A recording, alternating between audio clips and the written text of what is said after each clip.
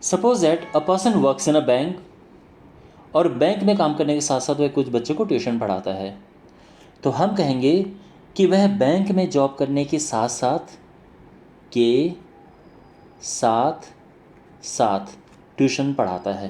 तो जो हमने ये यूज़ किया है कि साथ साथ, इसको इंग्लिश में कहते हैं besides.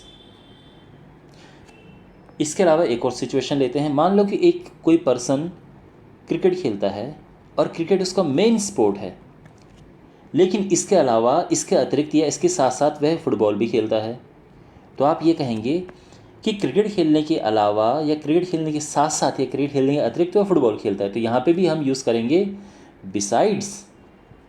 So my dear, welcome to English with JP sir. और आज के वीडियो में आप सीखेंगे बिसाइड्स।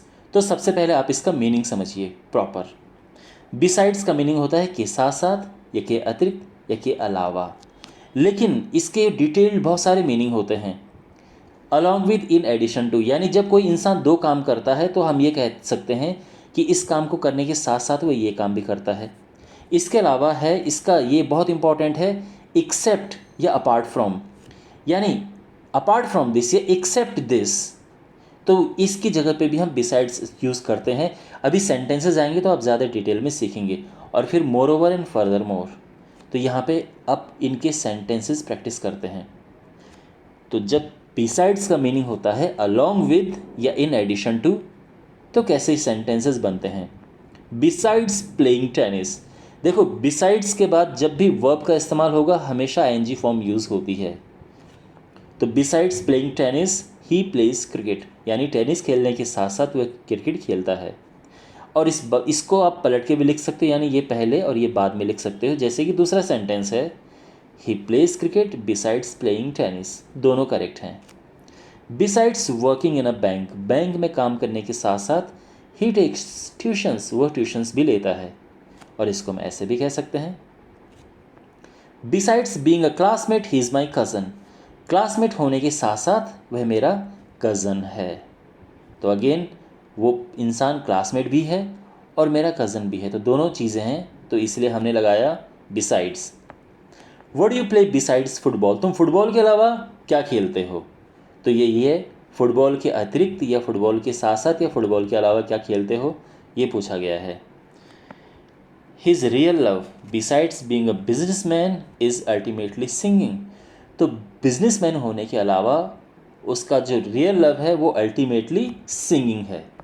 ओके, अब बात करते हैं, जब बिसाइड्स का मीनिंग होता है एक्सेप्ट या अपार्ट फ्रॉम, यानी उसे छोड़कर, ये है। तो यानी ये सेंटेंस देखो, he has no one besides us, यानी हमारे अलावा उसका कोई नहीं है। तो यहाँ पे बिसाइड्स की जगह पे आप एक्सेप्ट लगाओ तो पूरा सेंटेंस बनेगा, परफेक्ट सेंस बनेगा। लेकिन हम इसकी जगह पे बिसाइड्स भी यूज़ करते हैं। तो यहाँ पे बिसाइड्स का मतलब एक्चुअल में ये है हमारे, जैसे कहते हैं ना कि यार हमारे अलावा उसका और कौन है, तो वही ये सेंटेंस बन रहा है।